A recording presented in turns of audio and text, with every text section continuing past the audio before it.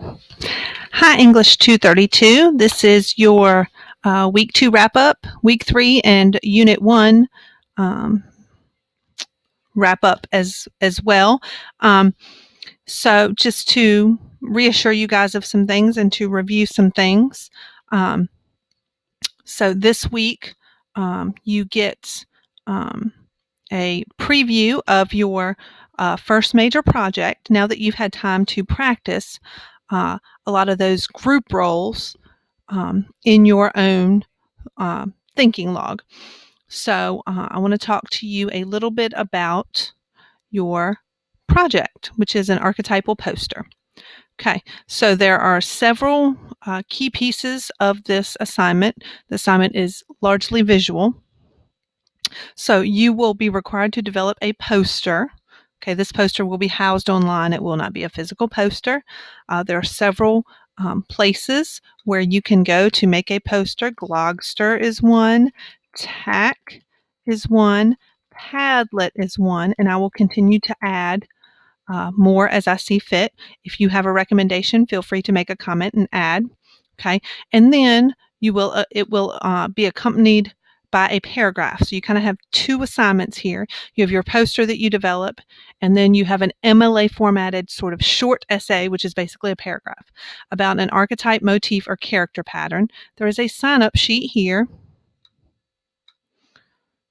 Okay, several people decided to just go ahead and get a start in week 3, which is fine. Before I had a chance to even go in and clean it up. But these are all the different archetypes. We're going to try to do one per person, but if you see one you like, that's fine. So a few people have chosen the trickster, the anti-hero, and the damsel in distress. So you can pick whatever you want, is up to you. And then what you're going to do is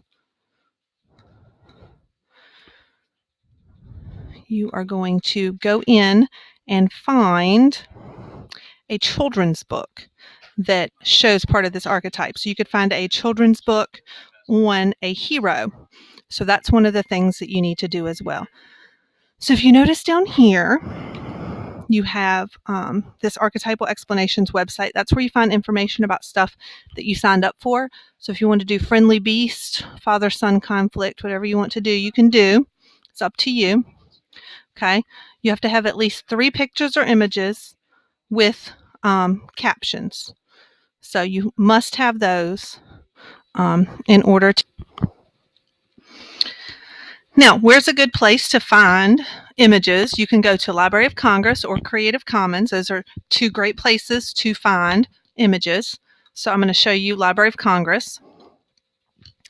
Okay, now you wouldn't type in hero. A lot of the pictures that you would find would be, for instance, from your literature because you need literature. Okay, so you are saying that this is what the hero archetype is like, and here is proof of it from our literature.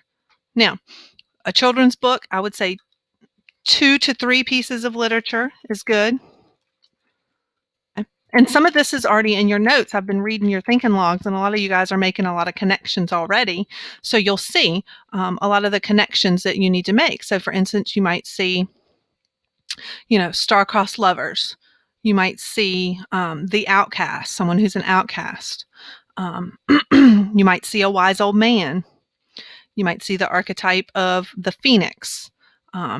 You might see the earth mother or a devil figure or creation or destruction. Whatever you see, you'll see some of that, those images being used in your literature because these are images that psychologists and sociologists say are part of the human experience, and so they're familiar to us. Okay. All right. So now we will have a presentation piece using VoiceThread. But however, you will turn in the poster to me, I will compile the VoiceThread, and then on your poster, you will go in and do the presentation piece, which is the 2-minute overview. Okay. Obviously, keep up with your sources. Okay. Anytime you use anything from the Archetypal Explanations website, you need to cite it. You also need to cite your images, and this tells you how to do that. Okay. Then you also need to cite your literature. So citations should not be new to you. You should have done it in 111 and 112. Okay, so that's the introduction, and then I give you some samples. Here's a character trait worksheet that's just really good. This Phoenix poster is really good. It's one of the samples, so it works really well. And it's from a Glog. Okay, but since it is a poster, it should be predominantly images. So notice there's a limited amount of text, right? And there are lots of images. Now this person has video. I would stay away from video because that's why it's taken so long to load, is because there's so much graphics and so much video. But obviously you need to think about, you know, in terms of how am I going to tell what this archetype is about on a poster, okay? Because your paragraph would be how you tie everything together, but your poster is informative and it's got to be strongly visual, minimal text, but enough text to be able to let people know what it is, okay? So those are just a few samples under there, okay?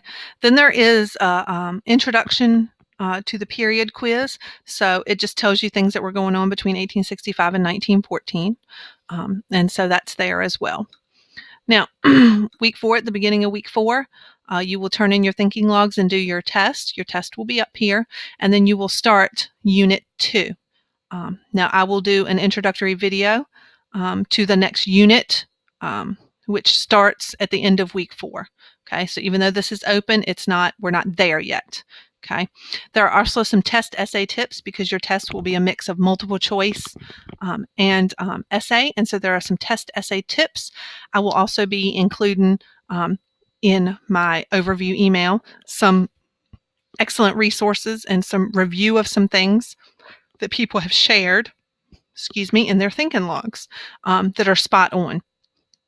And so remember, in your thinking logs, you should be doing one group role per piece of literature. Okay, so do not try to do the same group role twice, and just make sure that you are completing those fully because they're due on the 2nd. Okay, so that's a little bit about what you should be working on right now. Now, week 2, you should have posted your thinking log. Okay, so that I can go in and just kind of see how you're doing. Okay, in order to do it, you just hit Add Submission, and there are directions above, and you just put in the link. So you can get whatever link you need, right? And you just paste it on in, and you hit Save. Okay, and the link is to your thinking log, so just make sure you've shared it with me. Okay, so that's something that you should have been doing as well. Okay, so some of you guys might be panicking. You're like, oh goodness, you know, I've got this and I've got that. Let me find, there it is. Okay, but don't worry. Like for instance, you know, I try to keep track of these and put them in the same order as on the syllabus. If they're not on the same order, that's fine. I don't care about the order on your thinking log. All I care is that they are there. So if you do London before Chopin, I don't care as long as they're both there. So don't worry about the order, and as long as the unit stays in the same place. And if you ever have a question about the unit, see here. So Whitman to Dreiser. Okay, so that's that unit. Okay, now notice your project number 1 is not due until the 10th. Okay, but you've got until the 2nd through the 5th to do test number 1. Okay, so the test will be open for like 2.5, 3 days. Okay, so you'll go in and you'll complete that. You get 1 attempt to do your test. If you need it unlocked for some reason, if it hangs up or whatever, you just shoot me an email and I will be able to unlock it unless it's outside of the testing window and then you've just missed out. So that kind of helps us wrap up our first major unit. I will do another video to introduce you guys to the next unit, and I will open that up once everybody's tests are complete on the 5th. So the new unit will start the 6th, somewhere around there. So I'll have everything open for you, and I will have your new thinking logs formatted and all of that. So even though that's there, it is not complete. Okay, so it will be complete on the 6th. It will open September 6th. So that's just a little bit about what we have going on with some due dates and so forth. I will be having office hours Tuesday night from 8 to 9. So get on, follow that link, click here for virtual meetings. So notice I'll be on from 8 to 9. I will not be on Friday because I will be out of town. Okay, so I will not be on. So just know from Thursday to Monday, I will be slow to answer emails. I will get to them eventually, but I will be very slow to answer them. So if you have questions, just get them to me by Wednesday. If you have concerns and questions about what you've got going on, I'll be going in your thinking logs today and Wednesday, Tuesday and Wednesday, and just making comments and asking questions and sharing some really, really good entries. I mean, what I've looked at so far looks really good. It looks like everybody's doing a great job.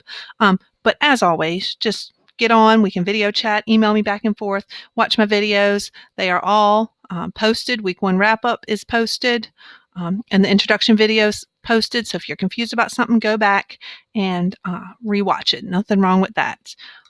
So again, as you have questions, just let me know and I will be in touch.